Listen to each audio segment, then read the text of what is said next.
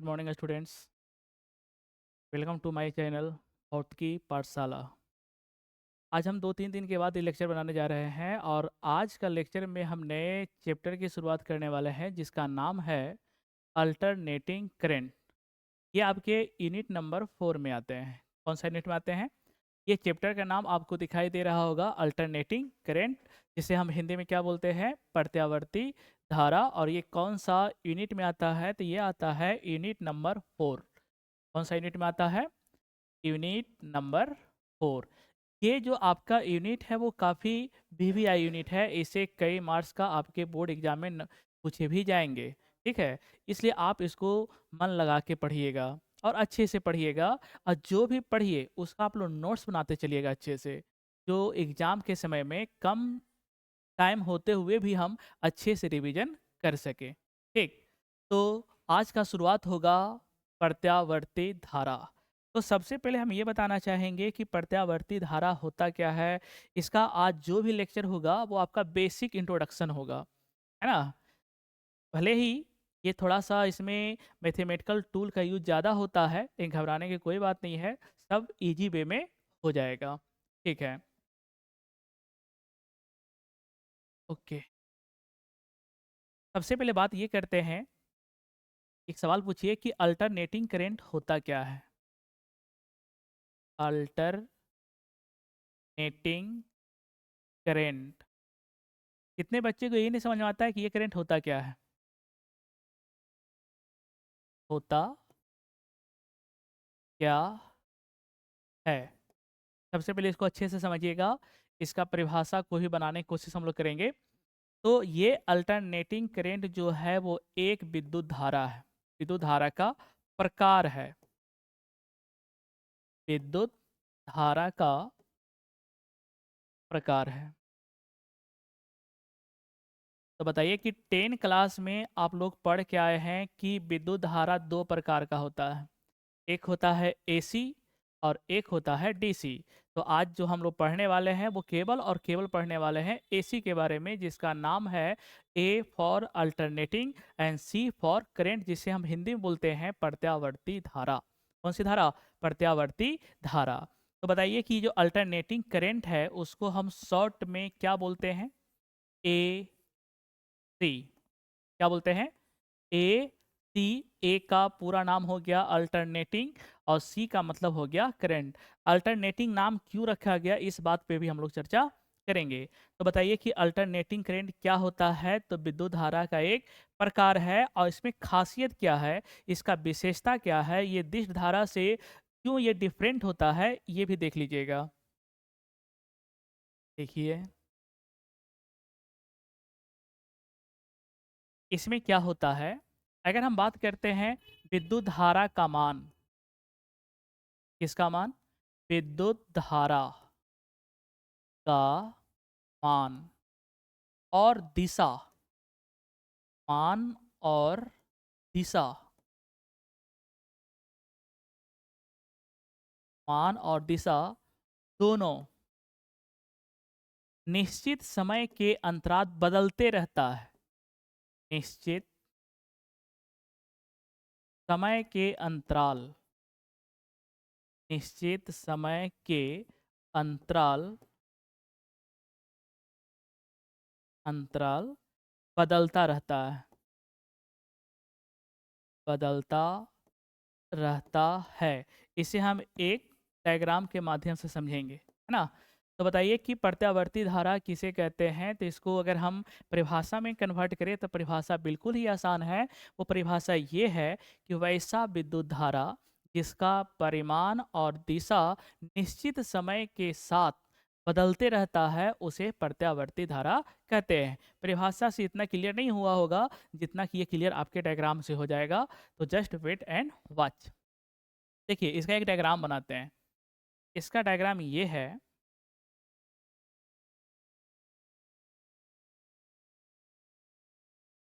समझिएगा। ये ग्राफ जो है वो किसके किसके बीच बना हुआ है? तो ये ग्राफ बना हुआ है आई के बीच और ये ग्राफ बना हुआ है टाइम के बीच। टी फॉर टाइम और आई जो है वो आपका हो गया विद्युत धारा, क्योंकि विद्युत धारा को 10 क्लास में आपको बताया गया होगा कि विद्युत धारा को सूचित करते हैं आई से। किससे? आई से। तो ये ग्राफ किसके किसके बीच बना हुआ है? विद्युत धारा और समय के बीच। किसके बीच? विद्युत धारा और समय के बीच। यहाँ पे हम ये देख पा रहे हैं कि ये वाला जो है आपका जो ग्राफ है वो स्टार्ट कहाँ से हुआ है? ये ग्राफ जो है वो आपका स्टार्ट हुआ है 0 से। जैसे-जैसे टाइम बढ़ रहा है वैसे-वैसे इसका मान धीरे-धीरे क्या हो रहा है? बढ़ रहा है और यहाँ पे जाकर आई का जो मान हो गया वो आपका मैक्सिमम हो गया, इससे ज़्यादा आई का मान हो नहीं सकता है। तो ये जो मैक्सिमम मान है उसको हम लोग इंडिकेट करते हैं या बोलते हैं आई नॉट। क्या बोलते हैं? आई नॉट। फिर ये टाइम के साथ ये धारा धीरे-धीरे घटता जा रहा है, घटता जा रहा है और यहाँ पे वापस फिर से आके हो गया 0। कितना हो गया? और ये नेगेटिव में धीरे-धीरे क्या हो रहा है? बढ़ रहा है और यहाँ पे नेगेटिव में जो है वो आपका विद्युत धारा का मान होता है महत्तम। तो नीचे वाला पार्ट जो है वो आपका नेगेटिव करंट को शो करता है और ऊपर वाला पार्ट जो है वो आपका पॉजिटिव करंट को शो करता है। और यहाँ पे जो मान होगा वो भी आपका आई नॉट ही होगा, लेकिन होगा माइनस में। किसमें होगा? माइनस में। ऊपर वाला आई नॉट प्लस और नीचे वाला आई नॉट माइनस। तो बताइए कि यहाँ पे जो महत्तम मान है वो आपका कितना हुआ? I not. यहाँ पे जो महत्तम मान है वो कितना हुआ? आई नॉट, लेकिन ये नेगेटिव में हुआ और ये क्या हुआ? पॉजिटिव में हुआ। ठीक। अब बताइए कि समय के साथ देखिए इसके मान में भी परिवर्तन हुआ कि नहीं? पहले 0 से स्टार्ट हुआ, फिर ये 0 से बढ़ता गया, यहाँ पे जाके मैक्सिमम हुआ, फिर यहाँ पे जाके घटते-घटते 0 हुआ, फिर नेगेटिव में बढ़ रहा है और यहाँ पे वापस जाके क्या हुआ? 0 हो गया। तो बताइए कि इसके मान में परिवर्तन हुआ कि नहीं हुआ? हाँ, हुआ। अब बताइए कि इसके दिशा में परिवर्तन हुआ कि नहीं? क्योंकि दिशा भी पहले कहाँ जा रहा था? ऊपर, फिर धीरे-धीरे कहाँ जा रहा है? नीचे, यानी कि इसके दिशा में भी परिवर्तन हुआ। और जिसके मान और दिशा दोनों में परिवर्तन होता है, उसको हम बोलते हैं प्रत्यावर्ती धारा। कौन-सी धारा? प्रत्यावर्ती धारा। क्या यहाँ तक मेरी बातें समझ में आई? तो बताइए कि प्रत्यावर्ती धारा किसे कहते हैं? तो वैसा विद्युत धारा जिसमें मान और दिशा दोनों निश्चित समय के अंतराल पे क्या होता है? बदलता है। निश्चित समय के अंतराल का मतलब ये हुआ कि यहाँ से लेकर यहाँ तक अगर आपका टोटल टाइम कितना लगा, उसको मान लेते हैं भाई टी लगा। कितना लगा? टी। यहाँ से लेकर यहाँ तक ट्रेवल करने में कितना समय लगा? टी समय लगा। अच्छा ये बताइए कि यहाँ से लेकर यहाँ तक में कितना लगा? तो टी का आधा कितना हुआ? T by 2। अगर हम बोलें कि ये महत्तम मान को प्राप्त करने में कितना समय लगा, तो बताइए कि टी बाई 2 का जो आधा हुआ वो कितना हुआ? T by 4। अब बताइए कि नेगेटिव में महत्तम मान कितना समय पे प्राप्त हुआ? तो यहाँ पे टी बाई 2 और टी का जो आधा होता है वो होता है 3 टी बाई 4। इसी को बोलते हैं 0 से टी बाई 4, इसको बोलते हैं समय अंतराल। टी बाई 4 से टी बाई 2, इसको बोलते हैं समय अंतराल। तो निश्चित समय अंतराल के अनुसार इसका मान और दिशा क्या होता है? बदलता है। उसी को हम क्या बोलते हैं? प्रत्यावर्ती धारा। ठीक। गुड।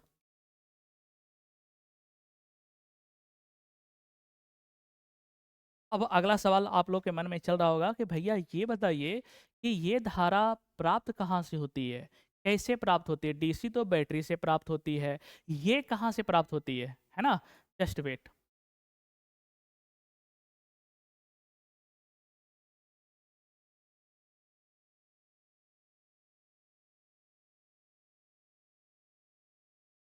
प्रत्यावर्ती धारा, ये सवाल है आपका। प्रत्यावर्ती धारा कैसे प्राप्त होती है? बिल्कुल अच्छे अपने लैंग्वेज में कैसे प्राप्त होती है और कहाँ से प्राप्त होती है? और कहाँ से प्राप्त होती है? प्राप्त होती है? ये सवाल जो है वो आप लोग का है। किससे है? भैया से सवाल किया हुआ है कि भैया ये बताइए हमको कि प्रत्यावर्ती धारा कहाँ से प्राप्त होती है, कैसे प्राप्त होती है? इस बात पे चर्चा करते हैं थोड़ा-सा। देखिए, कैसे प्राप्त होती है? हम बोलेंगे कि प्रत्यावर्ती धारा को प्राप्त करने के लिए प्रत्यावर्ती धारा को हम शॉर्ट में बोलते हैं एसी। क्या बोलते हैं? AC, alternating current. ये करंट जो है एक मशीन से प्राप्त होती है जिसे हम बोलते हैं जनरेटर। क्या बोलते हैं? जनरेटर। तो बताइए कि एसी कहाँ से प्राप्त होती है? तो हम बोलेंगे भाई ये होता है जनरेटर से। जनरेटर से प्राप्त होती है।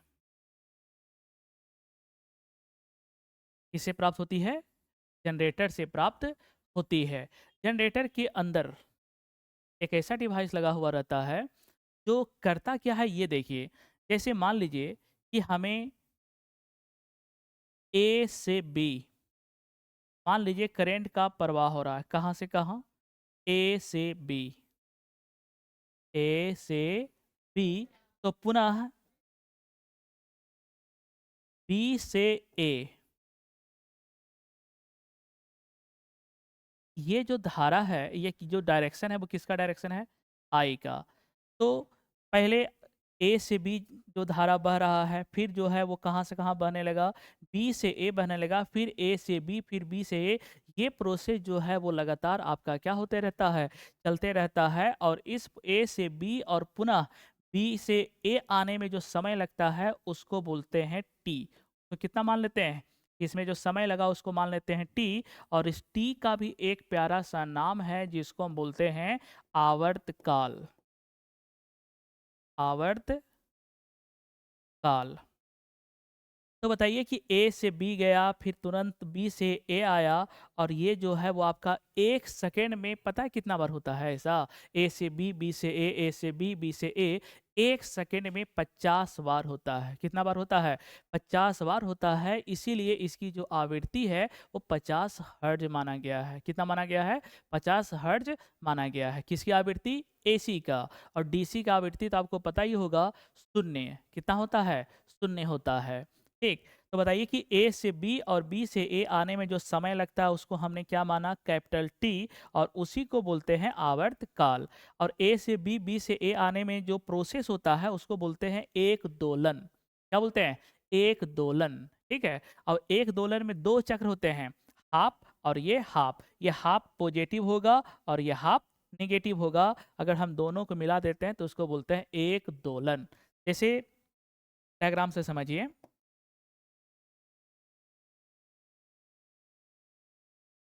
ये वाला, ये आपका हो गया आई और ये आपका हो गया टी। तो बताइए कि यहाँ से शुरू हुआ और यहाँ पे समाप्त हुआ, इसी को बोलते हैं एक दोलन। और एक दोलन में जो समय लगता है उसको बोलते हैं आवर्तकाल। और उस आवर्तकाल को हम सूचित करते हैं कैपिटल टी के द्वारा। तो इस आवर्तकाल में जो ऊपर वाला हिस्सा होता है इसको बोलते हैं अर्ध चक्र। क्या बोलते हैं? अर्ध चक्र। जिसे हम इंग्लिश में हम बोलते हैं हाफ साइकिल। क्या बोलते हैं? Half cycle. राइट। तो ये जो हाफ साइकिल हुआ वो पॉजिटिव का हाफ साइकिल हुआ। और ये वाला जो यहाँ से लेकर यहाँ तक जो साइकिल है इसको भी बोलते हैं हाफ साइकिल। लेकिन ये होता है नेगेटिव का हाफ साइकिल। किसका होता है? नेगेटिव का हाफ साइकिल। ठीक है। तो बताइए कि ए से बी को हम बोलते हैं आधा चक्र पॉजिटिव का। और बी से ए जो होता है वो होता है आधा चक्र नेगेटिव का। और ये कैसे होता है? तो हम बोलेंगे भैया ये होता है आपका चुंबकीय क्षेत्र में परिवर्तन के कारण। और ये चुंबकीय क्षेत्र में परिवर्तन जो लाता है ना उसको हम बोलते हैं अल्टरनेटर। क्या बोलते हैं? अल्टरनेटर। तो बताइए कि प्रत्यावर्ती धारा का जो उत्पत्ति होता है वो कैसे होता है? चुंबकीय क्षेत्र में परिवर्तन लाने से। चुंबकीय क्षेत्र में जो परिवर्तन लाता है उस डिवाइस को क्या बोलते हैं? उस मशीन को क्या बोलते हैं? अल्टरनेटर। और उस अल्टरनेटर से ही जो करंट प्राप्त होता है उसको बोलते हैं alternating current. Right. Okay.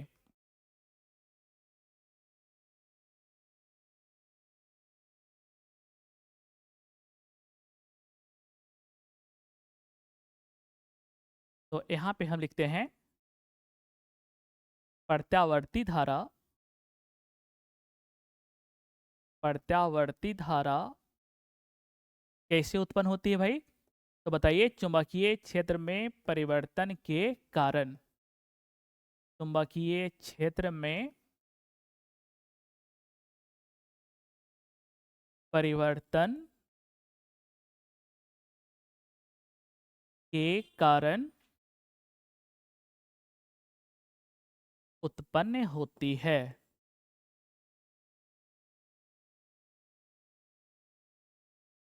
Right. अब बताइए कि ये जो चुंबकीय क्षेत्र में जो परिवर्तन लाते हैं वो कौन सा मशीन के द्वारा लाते हैं? उस मशीन को बोलते हैं अल्टरनेटर। अल्टरनेटर ये जो है वो एक प्रकार का मशीन है। ये अल्टरनेटर क्या है भाई? मशीन। और यही मशीन चुंबकीय क्षेत्र में परिवर्तन लाता है, और परिवर्तन के कारण जो है वो हमें कौन सी धारा प्राप्त होती है? Alternating current. ठीक। अब देखिए, एक सवाल बच्चों का ये भी रहता है कि भैया ये बताइए कि अल्टरनेटिंग करंट कहाँ से, कौन सा जगह से उत्पन्न होती है? प्रत्यावर्ती धारा इस जगह से, इस जगह से उत्पन्न की जाती है, उत्पन्न की जाती है, उस जगह को क्या कहते हैं? उस जगह को क्या कहते हैं? तो भैया ने इसका जवाब देगा, वो ये देगा कि जहाँ पे एसी उत्पन्न की जाती है उस जगह को हम क्या बोलते हैं? Power station. Power station. अब बताइए कि हम लोग, अगर हम बिहार से बिलोंग करते हैं तो हम लोग को नज़दीकी जो पावर स्टेशन है वो आपका है बाढ़, एनटीपीसी बाढ़। कहाँ है? एनटीपीसी बाढ़, एनटीपीसी बाढ़। अब बताओ कि एनटीपीसी में जो एसी प्राप्त की जाती है वो किसके माध्यम से प्राप्त की जाती है? तो ताप के माध्यम से। किसके माध्यम से? ताप के माध्यम से। इसीलिए इसका नाम रखा गया है एनटीपीसी। एन का मतलब हो गया नेशनल, टी से हो गया थर्मल, पी से पावर और सी से corporation. National thermal power corporation. और ये हम लोग का नज़दीकी कहाँ है? बाढ़ में है। और यहाँ से बिजली जो है आपका अन्य राज्यों में भी भेजा जाता है। ठीक है। अब देखिए,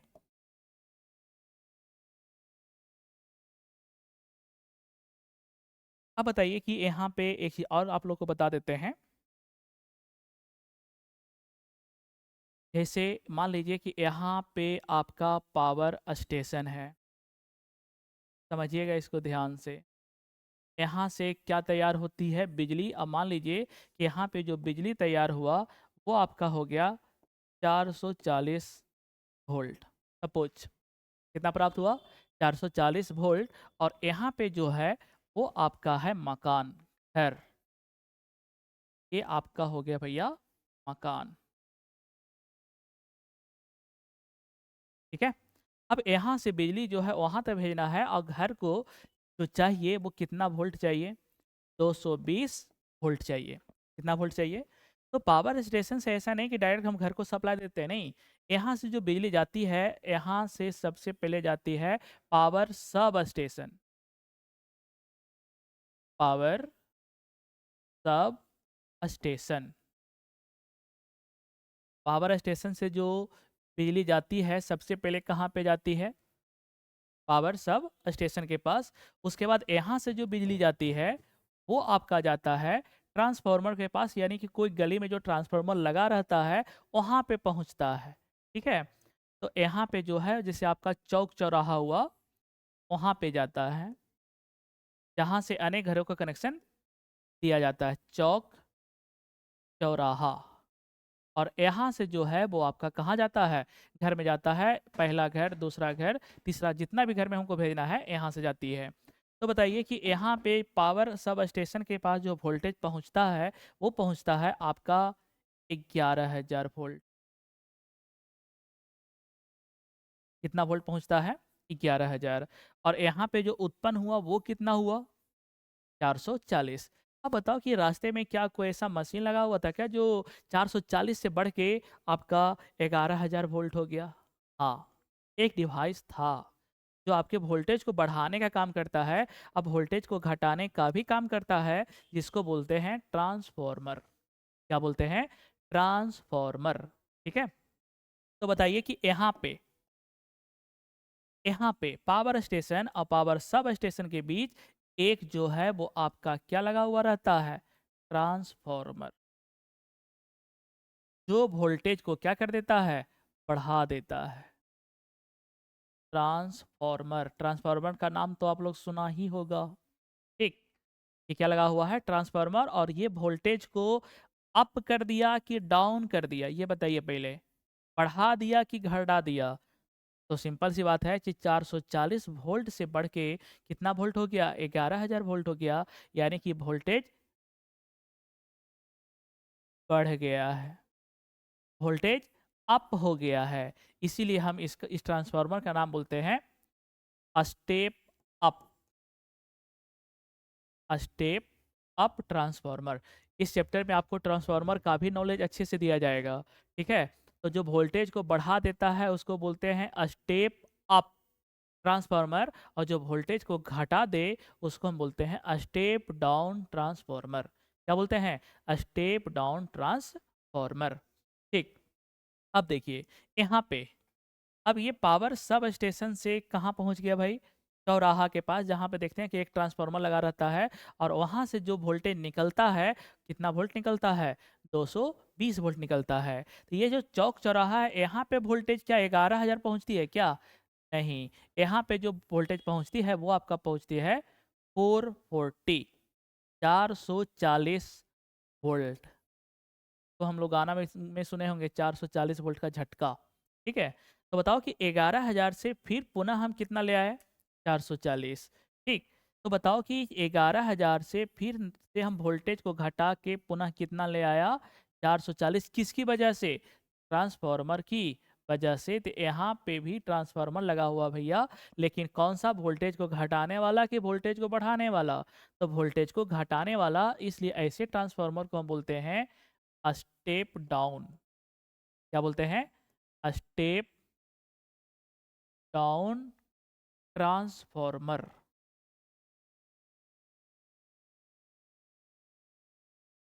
क्या बोलते हैं इसको? Step down transformer. और यहाँ से फिर से एक छोटा सा ट्रांसफॉर्मर लगा हुआ रहता है, जो आपका 440 से भी घटा के कितना कर देता है? 220 वोल्ट, जो हमारे घर की आवश्यकता होती है। तो बताइए क्या यहाँ पे भी ट्रांसफार्मर की आवश्यकता होगा? हाँ। कौन सा ट्रांसफार्मर की आवश्यकता होगा? स्टेप अप या स्टेप डाउन? ये तो आप खुद से भी बता सकते हैं कि वोल्टेज घट गया कि वोल्टेज बढ़ गया। वोल्टेज घट गया ना, तो वोल्टेज जो घटाता है उसको बोलते हैं स्टेप डाउन ट्रांसफार्मर। क्या बोलते हैं? Step down transformer. तो यहाँ पे भी आपका कौन सा ट्रांसफार्मर लगा हुआ है? Step down. और ये आपका 220 वोल्ट जो है वो आपके कहाँ पहुँच गया? घर पर पहुँच गया, जिसका उपयोग हम लोग कहाँ पे करते हैं? बॉल, पंखा, टीवी, फ्रिज ईटीसी चलाने में करते हैं। क्या यहाँ तक मेरी बात थोड़ा बहुत समझ में आ गई होगी? अब थोड़ा सा नेक्स्ट करते हैं। देखिए, अब हम आपको ये बताने वाले हैं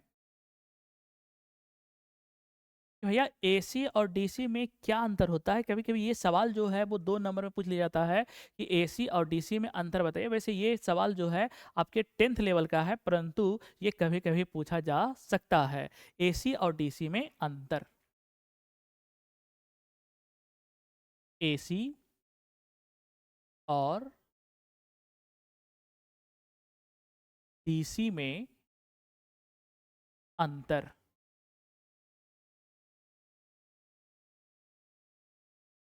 difference between AC and DC. ठीक है? तो सबसे पहले ये बता दीजिए हमको कि एसी कहाँ से प्राप्त होती है? पावर स्टेशन से। और डीसी कहाँ से प्राप्त होती है? बैटरी से। अच्छा, ये एक बात और कि एसी को डीसी में कौन बदलता है और डीसी को एसी में कौन बदलता है, ये आपका कॉम्पिटिटिव एग्जाम में भी पूछा पूछा जाता है, 10 के एग्जाम में भी पूछा जा सकता है और 12 के एग्जाम में भी पूछा जा सकता है। तो बताइए कि एसी को डीसी में कौन बदलता है, जिसका नाम है रेक्टिफायर। क्या नाम है? रेक्टिफायर। और डीसी को एसी में कौन बदलता है, जिसका नाम है इन्वर्टर, जो आप लोग को घरों में यूज होता है। तो इन्वर्टर का काम है डीसी को एसी में बदलना और रेक्टिफायर का काम है एसी को डीसी में बदलना। रेक्टिफायर जनरली यूज कहाँ पे होता है? आप लोग चार्जर देखे हैं ना, या लैपटॉप का एडोप्टर देखे हैं ना, वहाँ पे जो हम पावर सप्लाई देते हैं वो एसी देते हैं, लेकिन जैसे ही उस डब्बा के अंदर जाता है वो एसी डीसी में कन्वर्ट होके वो पुनः कहाँ जाता है? लैपटॉप में जाता है। ठीक है? तो ये बताओ कि एसी और डीसी में अंतर क्या है? तो इसको सबसे पहले हम इसको 2 भागों में बाँट देते हैं। ठीक है?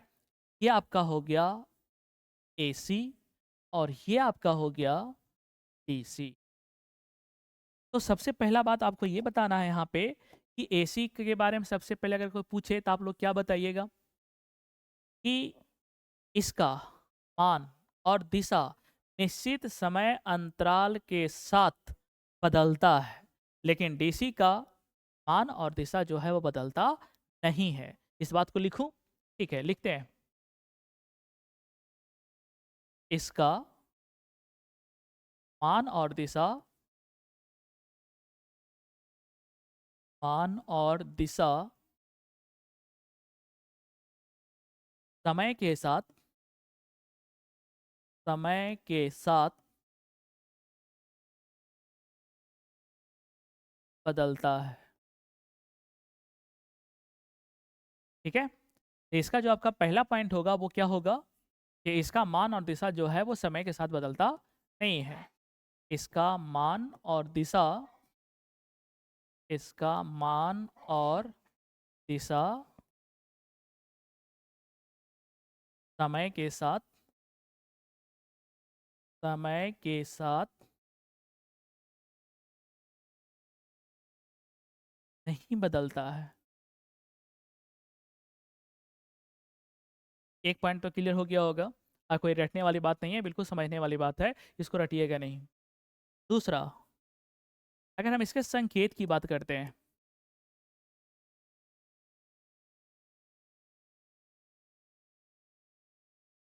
संकेत की अगर हम बात करते हैं तो एसी का जो संकेत होता है वो कुछ इस प्रकार से होता है।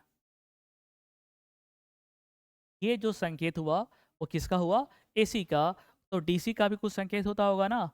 डीसी का संकेत जो है आप लोग जनरली यूज बहुत बार किया होगा। ये बड़ा वाला लाइन जो है वो प्लस होता है और छोटा वाला जो लाइन है वो क्या होता है? माइनस होता है। कितना पॉइंट क्लियर हुआ? 2 पॉइंट क्लियर हुआ। तीसरा, तीसरा पॉइंट, ठीक है, तीसरा ये आपका होगा कि इसका जो तरंग होता है वो कुछ ऐसा होता है। इसका जो ग्राफ है वो कुछ ऐसा होता है और ये ग्राफ किसके किसके बीच बना हुआ है? आई और किसके बीच बना होता है? टी के बीच। और इसका ग्राफ जो है कुछ ऐसा होता है, एक बार प्लस और एक बार minus. This is the plus part and this is the minus part. अगर हम डीसी की बात करते हैं तो डीसी का जो आपका तरंग होता है कुछ ऐसा होता है। ये टी हुआ और ये आई हुआ, ये वाला जो ग्राफ हुआ वो आपका किसका हुआ? डीसी का हुआ। क्या यहाँ तक कितना पॉइंट क्लियर हुआ? 3 पॉइंट। चौथा, अगर हम चौथा की बात करते हैं तो इसकी आवृत्ति, एसी की आवृत्ति होती है जो आपके ऑब्जेक्टिव में भी पूछा जाता है। इसकी आवृत्ति भैया कितना हर्ट्ज होती है? 50 हर्ट्ज होती है। कितना हर्ट्ज होती है? 50 हर्ट्ज होती है। 50 हर्ट्ज का मतलब समझते हो ना कि 1 सेकंड में 50 दोलन तय करेगा। कितना दोलन? 50 बार प्लस और 50 बार माइनस। तो एक दोलन में कितना तय करेगा? सॉरी, एक सेकंड में कितना दोलन तय करेगा? 50 दोलन। और उसी को हम बोलते हैं आवृत्ति, यानी कि एसी की जो आवृत्ति होती है वो कितना होती है? 50 हर्ट्ज। कितना? 50 हर्ट्ज। और अगर हम डीसी की बात करते हैं तो बताओ भाई कि डीसी का जो आवृत्ति होता है वो होता है, ये खुद बताओ, हम नहीं बताएंगे। इसकी आवृत्ति होती है, बताइए कितना होती है? यहाँ पे हम खाली स्थान छोड़ दिए हैं। क्या डीसी में कभी ऊपर कभी नीचे गया? क्या डीसी में कभी दोलन तय हुआ? नहीं हुआ। तो बताइए कि जो इसकी आवृत्ति होती है वो कितना होती है? तो हम बोलेंगे भैया इसकी आवृत्ति शून्य होती है। इसकी डीसी की आवृत्ति कितना होती है? शून्य होती है। ठीक। पांचवा पॉइंट की बात करते हैं अगर हम, तो क्या डीसी वाले जो भी मशीन है उसमें ट्रांसफार्मर का प्रयोग नहीं होता है? ट्रांसफार्मर का प्रयोग केवल और केवल किस में होता है? जो एसी पे चलने वाली मशीन होती है उस पे होती है। तो इसमें ट्रांसफार्मर का प्रयोग होता है। ट्रांसफार्मर का प्रयोग होता है। डीसी में ट्रांसफार्मर का प्रयोग नहीं होता है। इसमें ट्रांसफार्मर का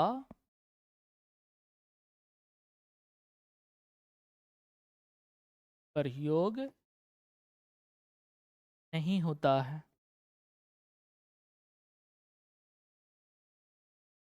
कितना पॉइंट हो गया? 5 पॉइंट। अगर हम छठा की बात कर लेते हैं तो छठा आप लोग ये भी बोल सकते हैं कि एसी का यूज होता है वो लंबी दूरी के लिए करते हैं, और डीसी का यूज जो होता है वो लंबी दूरी में नहीं किया जाता है। छठा पॉइंट भी आप लोग लिख लीजिए।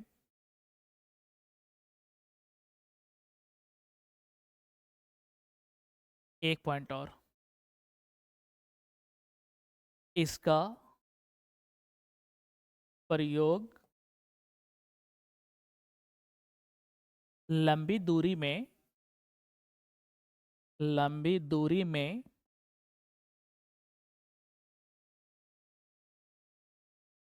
किया जाता है, परंतु डीसी का जो यूज है वो लंबी दूरी में नहीं होता है। इसका प्रयोग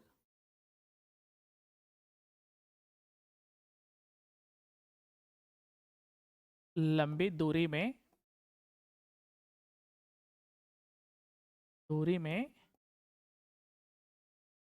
ही किया जाता है। अगर ये सवाल आपके एग्जाम में पूछे 2 नंबर में, अगर 6 पॉइंट में अगर हम 4 पॉइंट भी लिख देते हैं तो आपको जो है वो कितना नंबर मिल जाएगा? 2 नंबर मिल जाएगा। ठीक। आगे की हम बात करते हैं, क्योंकि आज जो भी हम पढ़ाएंगे वो इंट्रोडक्शन पार्ट पढ़ाएंगे, और वो किसका पढ़ाएंगे? प्रत्यावर्ती धारा का।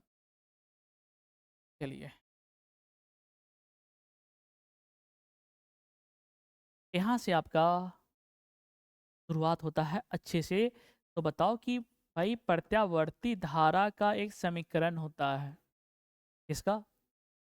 प्रत्यावर्ती धारा का समीकरण।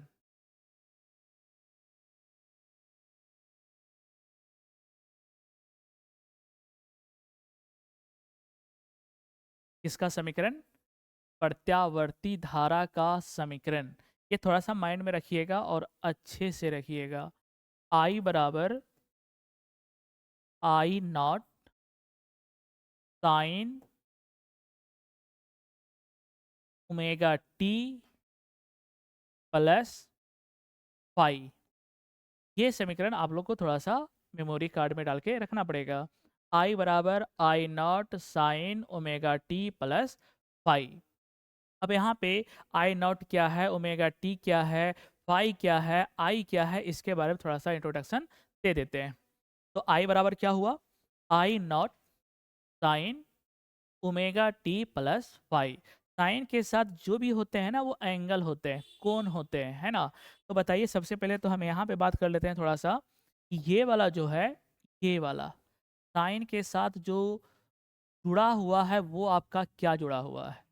ओमेगा टी, डब्लू नहीं है ये, ओमेगा है। ओमेगा टी प्लस फाई ये है क्या? तो हम बोलेंगे भैया ये जो है वो आपका कला होता है, कला, जिसको हम इंग्लिश में बोलते हैं फेज। कला का मतलब ये होता है कि आपका करंट किस तरीके से चल रहा है ना? उसी को हम बोलते हैं कला। तो बताओ कि साइन के साथ जो ऐड है वो क्या है? जो साइन के साथ जो जुड़ा हुआ है वो कौन-सा पार्ट है? Omega t plus 5। ये पूरा का पूरा जो है वो एक कोण हुआ और उस कोण का एक नाम दिया गया है कला, जिसे हम इंग्लिश में बोलते हैं फेज। क्या बोलते हैं? फेज। अब यहाँ पे साइन, कॉस, टेन, कॉट में केवल साइन का प्रयोग क्यों किया गया? क्योंकि एसी का जो प्रवाह होता है वो कुछ ऐसा होता है, ऊपर भी बता चुके हैं, ऐसा। और ऐसे वेव को हम बोलते हैं साइनोसॉइडल वेव। Sinusoidal wave. इसीलिए यहाँ पे जो टर्म का प्रयोग किया गया है वो कौन सा टर्म का प्रयोग किया गया है? साइन का। ठीक। तो बताओ कि एसी का जो नेचर होता है वो कौन सा तरंग की तरह होता है, कौन सा वेव की तरह होता है? तो उस वेव का नाम है साइनोसॉइडल वेव। और वहीं से जो है वो कौन सा टर्म का यूज किया गया है? साइन का किया गया है। ये आई नॉट क्या है? हम बोलेंगे भैया ये आई नॉट जो है वो आपका महत्तम धारा हुआ, महत्तम धारा। ठीक है। और इसको एक और नाम से जानते हैं, जिसको हम बोलते हैं शिखर मान। कौन सा मान? शिखर मान। जिसे हम इंग्लिश में बोलते हैं पीक वैल्यू। विद्युत धारा का जो महत्तम मान हुआ, जो आपका शिखर मान हुआ, उसको इंडिकेट कैसे करते हैं? आई नॉट से। और कहीं कहीं ये यूज किया जाता है आई मैक्स के द्वारा। तो आई मैक्स और आई नॉट दोनों का दोनों सेम थिंग है, सेम चीज है। कौन कौन? आई नॉट बोलो चाहे आई मैक्स बोलो, दोनों का दोनों क्या है? सेम है। कहीं कहीं कोई बुक जो है वो आई मैक्स का प्रयोग कर लेता है, तो कहीं कहीं पे हम लोग आई नॉट का प्रयोग करते हैं। ठीक। ये आई कौन सा मान है? ये हम बोलेंगे भैया ये आई जो है ना वो कहीं ना कहीं टी पे डिपेंड करता है, टाइम पे। टाइम बढ़ रहा है तो कहीं पे जीरो हो गया, कहीं पे आई का मान महत्तम हो गया, कहीं पे न्यूनतम हो गया। ये डिपेंड किस पे करता है? टी पे करता है। यानी कि आई, ये जो आई दिख रहा है, ये कहीं ना कहीं डिपेंड किस पे कर रहा है भाई? टी पे कर रहा है। इसलिए इस आई को हम बोलते हैं तात्क्षणिक मान। तात्क्षणिक मान। तात्क्षणिक मान का मतलब होता है कि ये समय के अनुसार जो है वो निरंतर बदलता रहता है, कभी कुछ तो कभी कुछ तो कभी कुछ। इसलिए इस आई को हम क्या बोलते हैं? तात्क्षणिक मान। और इंग्लिश में बोलते हैं इंस्टेंटेनियस वैल्यू। कौन सा वैल्यू? Instantaneous value. तो आई का समीकरण क्या हुआ? I is equal to I naught sine omega t plus five. Sine के साथ जो ओमेगा टी प्लस फाइव है वो क्या है? कला है ना? कला को इंग्लिश में क्या बोलते हैं? फेज। साइन जो है वो किसके अनुसार रखा गया? साइनोसोडियल वेव के अकॉर्डिंग रखा गया। आई नॉट क्या है? शिखर मान है। इस शिखर मान को हम महत्तम मान भी बोलते हैं, और आई नॉट को हम आई मैक्स भी बोल सकते हैं। और ये आई जो है वो डिपेंड किस पे कर रहा है? टी पे कर रहा है। ये निरंतर जो है टी चेंज होगा तो आई का मान भी चेंज होगा। इसलिए इस आई को जो है वो कौन सा मान बोला गया है? तात्क्षणिक मान। इंग्लिश में बोलते हैं इंस्टेंटेनियस वैल्यू। कौन सा वैल्यू? Instantaneous value. यहाँ तक बातें समझ में आई होगी। यहाँ पे अगर बात कर लेते ओमेगा, ये क्या है भाई? ओमेगा। ओमेगा क्या है ये देखिएगा थोड़ा सा।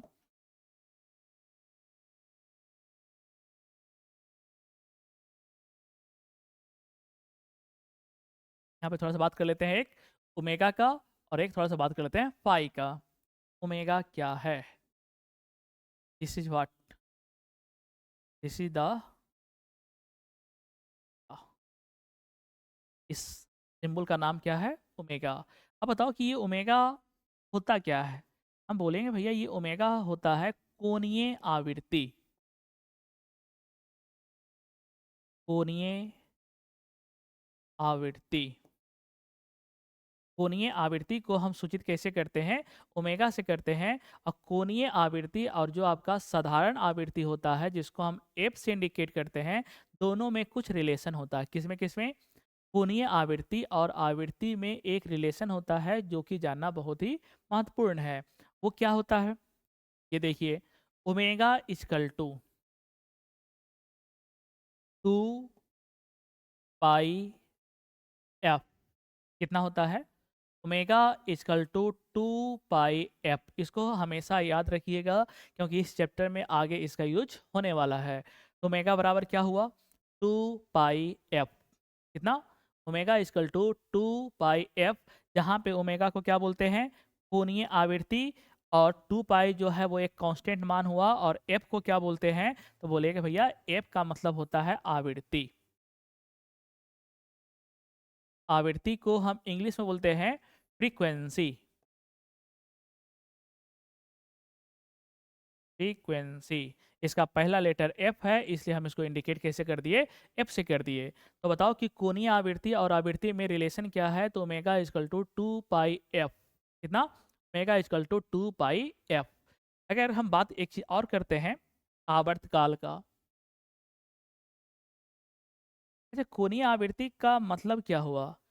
आप लोग 10 क्लास में पढ़े होंगे कि जब जनरेटर की अगर हम बात करते थे तो आप लोग को याद होगा कि बोलते थे कि दो शक्तिशाली चुंबक लेते हैं और उसके बीच में हम एक आर्मेचर कॉइल लेते हैं, और वो कॉइल जो है वो निरंतर क्या होते रहता है?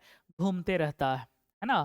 तो वो घूमने की वजह से वहाँ पे जो आवृत्ति उत्पन्न हुई, उसी को हम कौन सा आवृत्ति बोलते हैं? कोणीय आवृत्ति। और कोणीय आवृत्ति को हम बोलते क्या है? ओमेगा। ओमेगा बराबर फार्मूला क्या होता है? 2 पाई एफ। एक टर्म और होता है आवर्तकाल। आवर्तकाल। आवर्तकाल। आवर्तकाल को हम इंग्लिश में बोलते हैं टाइम पीरियड।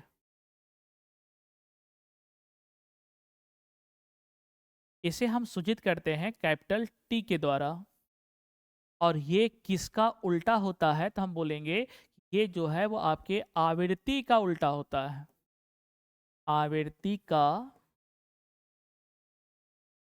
व्युत्क्रम होता है। कौन? आवर्तकाल। अगर हम इसको मैथमेटिकल टूल में रिप्रेजेंट करें तो ये आपका होगा कैपिटल टी इक्वल टू, किसका उल्टा होता है? आवृत्ति का। यानी एफ का उल्टा क्या होगा भाई? 1/f। तो टी इक्वल टू कितना हो गया? 1/f। T equal to 1/f। अच्छा, एक बात और बताइए कि अगर कोई पूछे कि ये कोणीय आवृत्ति का मान बताइए आवर्त काल के रूप में, कोणीय आवृत्ति का मान यानी कि ओमेगा का मान बताइए किस रूप में? आवर्त काल के रूप में। तो देखिए बड़ा आसानी से हो जाएगा। अगर हम यहाँ से बोलें एफ बराबर क्या होगा? बच्चे तुरंत बता देंगे 1/t। एस या नो? अगर आवर्तकाल आवृत्ति का उल्टा है तो जाहिर सी बात है आवृत्ति भी किसका उल्टा होगा? आवर्तकाल का उल्टा होगा। ठीक है।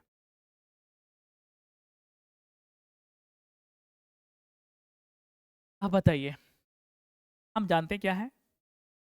We know that. We know that omega बराबर फॉर्मूला हम लोग को क्या बताया गया है? 2 पाई एफ। क्या इस एफ के जगह पे हम 1/t रख सकते हैं? यस। तो बताइए कितना होगा? ओमेगा बराबर 2 पाई इंटू एफ के जगह पे क्या पुट कर सकते हैं? 1/t। तो बताओ भाई कि ओमेगा बराबर कितना हो गया? 2 पाई इंटू 1 कितना हुआ? 2 पाई, और नीचे में कितना है? टी। यानी कि ओमेगा बराबर एक और फॉर्मूला निकल के आ गया 2 पाई अपॉन टी, जिसका यूज जो है इस चैप्टर में बहुत ज़्यादा होने वाला है। तो बताइए कि ओमेगा बराबर क्या हुआ? 2 पाई अपॉन टी। कितना? ओमेगा बराबर 2 पाई अपॉन टी। फ्रीक्वेंसी के रूप में, आवृत्ति के रूप में कितना होगा? तो ओमेगा बराबर 2 पाई एफ। ठीक है। अब देखिए, प्रत्यावर्ती धारा में बहुत सारे मान होते हैं। क्या उस मान के नाम को बताऊं? जैसे डीसी में केवल एक ही नाम होता है, बस विद्युत धारा आई। लेकिन एसी में इसे कई मान होते हैं, जिसका चर्चा थोड़ा सा कर लेते हैं यहाँ पे। प्रत्यावर्ती धारा का मान, प्रत्यावर्ती धारा का मान। या देखते हैं भाई कौन कौन सा मान होता है। सबसे पहला मान जिसका हम बात कर लेते हैं, तात्क्षणिक मान। तात्क्षणिक मान, जिसे हम इंग्लिश में बोलते हैं इंस्टेंटेनियस वैल्यू। क्या बोलते हैं? Instantaneous value. इंस्टेंटेनियस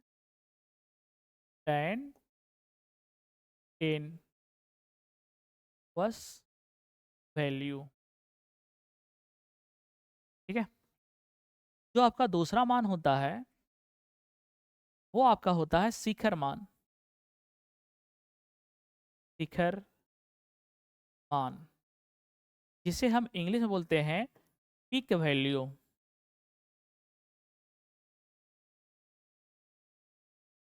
और इसको हम इंडिकेट कैसे करते हैं, इंडिकेट का चर्चा हम अलग से कर लेते हैं। तीसरा जो आपका मान होता है, वो होता है औसत मान। कौन सा मान भाई? औसत मान, जिसे हम इंग्लिश में बोलते हैं एवरेज वैल्यू। Average value. और जो आपका चौथा मान होता है, जिसको बोलते हैं वर्ग माध्य मूल मान। कौन सा? वर्ग माध्य मूल मान, जिसे हम बोलते हैं इंग्लिश में स्क्वायर। इधर से देखिएगा, root mean square value. Root का मतलब क्या हो गया? मूल। मीन का मतलब क्या हो गया? माध्य। और स्क्वायर का मतलब क्या हो गया? वर्ग। तो ऐसे वैल्यू को इंग्लिश में बोलते हैं root mean square value.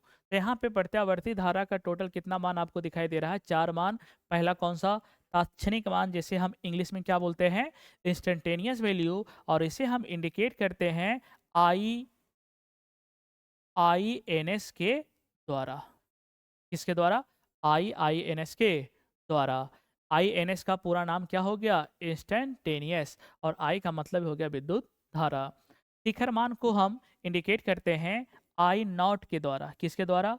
I0 या Imax के द्वारा।